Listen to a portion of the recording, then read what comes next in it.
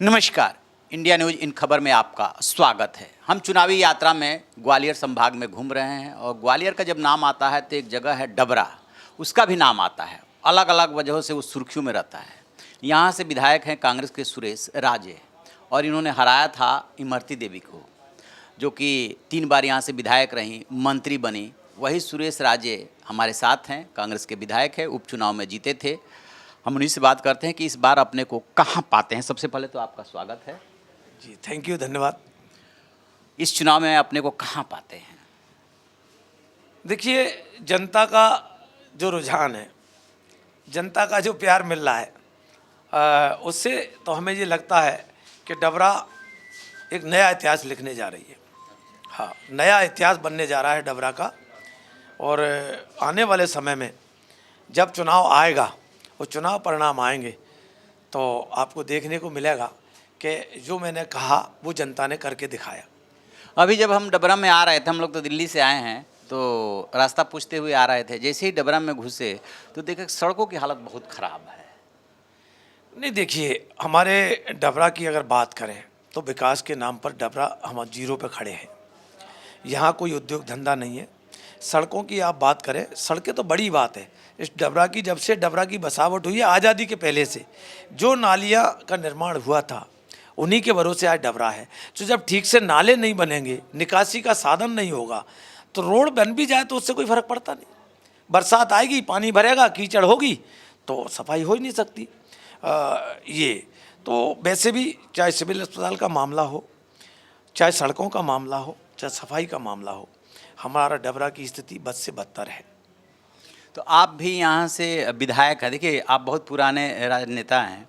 पहले क्या होता था, हमने उस दौर की भी राजनीति देखी है। सरकार किसी का भी हो, जब विकास की बात आती थी, विधायक लेकर के जाता था। सड़क का मामला है, नाली का मामला है, हमारे क्षेत्र के विकास का, तो आमतौर पे हो जाता था। अब क्या स्थिति रहती है कि उसकी सुनवाई ही नहीं होती? अभी देखिए, जब से ये नई भाजपा का निर्माण हुआ है, नई भाजपा का मतलब 2020 से, उससे पहले भी भाजपा शासन कर रही थी। 15 साल शिवराज जी ने शासन किया।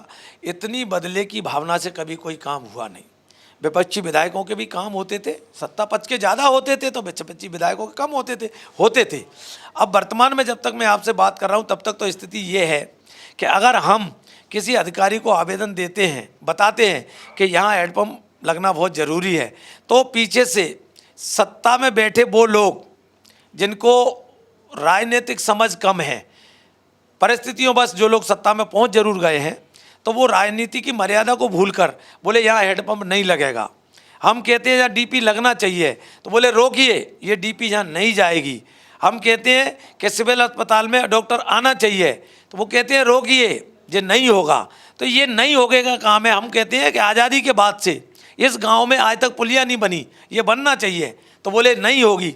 हम कहते हैं आज़ादी के बाद से इस गांव के लोग रोड से वंचित हैं, ये बनना चाहिए। सत्ता, वर्तमान में सत्ता में बैठे लोग कहते हैं ये नहीं बन सकता। यहाँ तक कि जो हमारी विधायक निधि है, हम उसका भी सदुपयोग थोड़ा बहुत जो हमको मिलता है उसका करते हैं।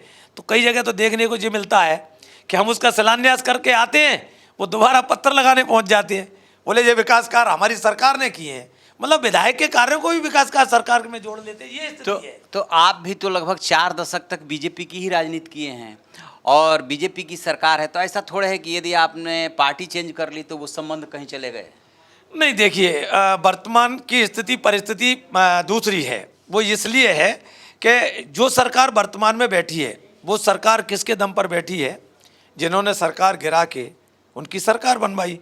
तो नेचुरल है मेरे पुराने संबंध भी काम नहीं आएंगे। क्यों कि वर्तमान में जो सरकार बैठी है भारतीय जनता पार्टी की, वो उन लोगों ने बनवाई है जो नए नए भाजपा में शामिल हुए हैं। इसलिए उसका लाभ मुझे नहीं मिल पा रहा। लेकिन मैं अपने क्षेत्र का जो भी हम विकास कर सकते हैं, मैं एक विकास की आपको पूरी लिस्ट दे सकता हूं कि जिन गाँवों में हमने निर्माण कार्य कराए हैं वो जनता को ध्यान में रख के कराए हैं। मैं देखो एक छोटा सा नमूना आपको बदले की भावना का बताता हूँ। यात्री प्रतीक्षालय लगते हैं, तो यात्री प्रतीक्षालय इसलिए लगते हैं कि यात्रियों को सुविधा हो। एक स्थान, चाहे वो गांव हो चाहे शहर हो, एक ऐसा स्थान होता है जहां लोग वैसे ही खड़े रहते हैं, चाहे धूप हो, चाहे बरसात हो, चाहे सर्दी हो। प्रतीक्षालय एक सहारा बनता है, सर्दी में भी बनता है, गर्मी में भी बनता है, बारिश में भी बनता है। मेरे तमाम प्रतीक्षालय वो ज़्यादा नहीं, 2-4 स्वागत द्वार हमने इस पूरे शहर में प्रवेश द्वार लगवाए थे।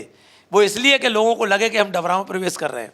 आपको ये जानकारी लेके मतलब आश्चर्य होगा कि इससे बड़ी राजनीतिक दुर्भावना से क्या काम किया जाता है। मेरे जगह जगह प्रतीक्षालय तोड़वा दिए जाते हैं, स्वागत द्वार तोड़वा दिए जाते हैं। स्वागत द्वार पे जो स्वागत द्वार मैंने अपनी निधि से बनवाए हैं, मेरे नाम पुतवा के अपने नाम लिखवा दिए जाते हैं।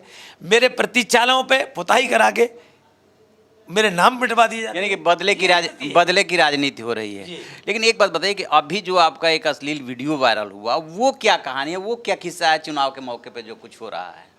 बहुत अच्छा प्रश्न आपने किया, मैं तो धन्यवाद दूंगा। अब देखिए, ये वीडियो की चर्चा डबरा में पिछले 4-5 महीने से लगातार राजनीतिक गलियारों में घूम रही थी।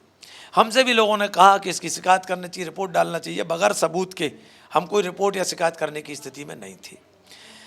लेकिन जिन लोगों ने भी ये षड्यंत्र किया है, वो एक्चुअल में मेरे टिकट से घबराए हुए हैं। लेकिन वो इस चिंता में, उनको इस बात की चिंता नहीं है कि उनको टिकट मिल रहा है कि नहीं मिल रहा। सुरेश राजे का टिकट कटना चाहिए। वो कटना कैसे चाहिए, कुछ तो भी षड्यंत्र करो। और ये जो मेरा अश्लील वीडियो जिसको भी जोड़ के उन्होंने एडिट करके वायरल किया है, समय आने पर इसका भंडाफोड़ ही होगा।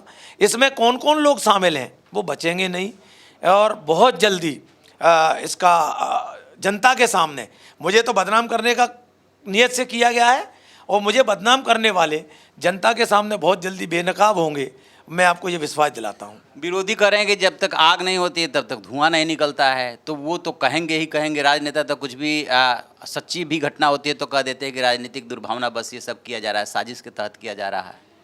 नहीं, अगर मैं ये कह रहा हूँ कि उसमें सच्चाई है उनके हिसाब से, तो फिर मुझसे 50 लाख रुपए की मांग क्यों करवाई गई? ये पैसे किसने मांगे? ये पैसे मेरे को अननोन कॉल से मैसेज करके पैसे मांगे हैं, और ये भी कहा है कि तुम्हारा राजनीतिक जीवन, राजनीतिक कैरियर तबाह कर देंगे। तो अब मैं इसको क्या कहूँ? अब स्थिति ये है कि जो डरे हुए लोग हैं, मैं जब आपसे मुखातिब हूँ, आपसे बात कर रहा हूँ, कल रात की घटना है, जब उन्हें ये लगा कि ये वीडियो वायरल करने के बाद जनता की कोई क्रिया प्रतिक्रिया नहीं है, तो कुछ ऐसे नौजवानों को जो डबरा में नशे का अवैध व्यापार में जो लोग लिप्त हैं, उन्होंने जो नौजवानों का जीवन बर्बाद कर रहे हैं, जो सट्टा, नए नए सट्टे किंग के नाम से जो लोग डबरा में प्रचलित हो रहे हैं, उन्होंने 10-20 नौजवानों को भेज के मेरा पुतला दहन कराने का काम किया। अरे मैं तो कहता हूँ कि भाई, अगर जिन लोगों ने मेरा वीडियो बनवाया है, जिन लोगों ने उसको वायरल कराया है, वो ही मेरा पुतला जलाएं, इसमें क्या बुराई है?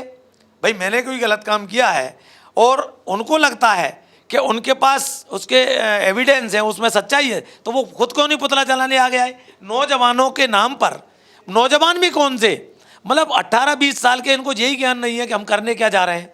तो इस तरह की जो गतिविधियां हैं, उसके बाद मैं आपके चैनल के माध्यम से ये बताना चाहता हूँ, जब मैं क्षेत्र से लौट रहा था तो मेरी एक आदत ख़राब है, मैं अपने साथ कोई ताम झाम लेके चलता नहीं हूँ। मेरा अगर PSO संघ में है, बस वही पर्याप्त है। तो ऐसे जो नौजवानों ने कल वो मेरा पुतला दहन किया, उसके बाद कोई उनको अच्छी प्रतिक्रिया नहीं मिली, तो वो बौखला के 10-20 मोटरसाइकिल मेरी गाड़ी के आगे कल रात में खड़ी कर दी। समय था लगभग 10:30 का रहा होगा। आप देखिए, वो ये चाहते हैं कि कुछ तो भी सुरेश राजे अपने लक्ष्य, अपने मिशन से हटकर कुछ ऐसे काम में लग जाए जिससे हमारा काम बन जाए। मैं आपके चैनल के माध्यम से विश्वास दिलाता हूं, और मैं दुआ करता हूं भगवान से कि उनको टिकट मिले और मेरा उनसे सामना हो, पर जनता फैसला करेगी कि इस तरह के वीडियो बनाने का कितना लाभ और कितना नुकसान होता है, ये समझ में आ जाएगा। आने वाले समय में लोग इस तरह का कृत्य करने की सोचेंगे भी नहीं। आपने जैसे इतनी सारी बातें हमारे चैनल के माध्यम से की, ये भी तो बता दीजिए कौन है? अब तो सामने पब्लिक डोमेन में वो चीज़ आ चुकी है ना। देखिए, मैं बहुत जल्दी मैं सबूत के ये सारी चीज़ें, आज मैं हवा में बातें उनकी तरह करना नहीं चाहता। आज वो फेसबुक व्हाट्सएप पे जो फैलवा रहे हैं, गुमराह कर रहे हैं लोगों को, उनके पास कोई एविडेंस नहीं है। आज वो नौजवानों के साथ FIR हो सकती है उनके खिलाफ कि आपने कैसे डाला, लेकिन जिनको बच्चों को ज्ञान नहीं है, उनको पता नहीं है कि हम क्या करने जा रहे हैं। सोशल मीडिया का एक क्राइटेरिया है, लेकिन मैं तो ये कहता हूँ कि आप और किसी के मोबाइल से क्यों डलवा रहे हो? मेरा कंपटीशन आपसे है, आप खुद के मोबाइल से डालिए। आपका इशारा क्या जो आपके अपोनेंट है उनकी तरफ है? मैंने कहा ना, जिनसे मेरा मुकाबला है वो कोई भी हो सकते हैं, मेरे दल में भी हो सकते हैं, उस दल में भी हो सकते हैं। इसका मतलब कि आप अपनी भी पार्टी पे डाउट कर रहे हैं? नहीं, देखिए, मेरे दल में भी कई जयचंद आज कुछ छोड़ गए हैं, जो यहाँ से छोड़कर गए थे ना भाजपा में, वो वहाँ कुछ जयचंदों को छोड़ गए हैं, उनकी भी पूरी कुंडली ऊपर भेज दी गई है। जल्दी पार्टी उनके खिलाफ भी एक्शन लेगी। तो कितने चांसेज है, मतलब कितने तो विपक्षी पार्टी के और कितने आपके घर का मामला है ये? देखिए, बहुत जल्दी दूध का दूध पानी का पानी होगा, ये चीज़ें छुपती नहीं हैं। अच्छा, जैसे आपके मान लें कि 5 महीने से पहले से पता था कि ऐसी तैयारी चल रही है, सो एंड सो, तो आप तो विधायक हैं, आपने पुलिस को इन्फॉर्म क्यों नहीं किया कि ऐसे ऐसे धमकी दी जा रही है या ऐसे ऐसी ऐसी बातें आ रही? तो उससे ये रहता ना कि आप पाक साफ है, आपने तो पहले ही बता दिया था। देखिए, मेरे पास कोई उसका एविडेंस नहीं था। ऐसे अब मैं बता रहा हूँ आपको, जैसे मैं किसी के शादी फंक्शन में गया हूँ, मैं किसी के सुख दुख में गया हूँ, तो जब मैं निकल गया तो मेरे विरोधी वहाँ खड़े हैं, तो वो खड़े होकर कहते थे और 4 महीने का विधायक है, हम ऐसा ऐसा एटम बम फोड़ेंगे, इसको टिकट ही नहीं मिलेगा। तो अब इसका कोई सबूत नहीं है, शिकायत किस बात की करूं? कोई सबूत तो चाहिए कि भाई ये सबूत है। उन्होंने बोल दिया और लोगों ने कहा कि वो फला व्यक्ति ये कह रहा था, तो अब या तो वो गवाही दे तो मैं उसका सबूत बनाऊं। मैं हवा में कोई तीर चलाना नहीं चाहता था।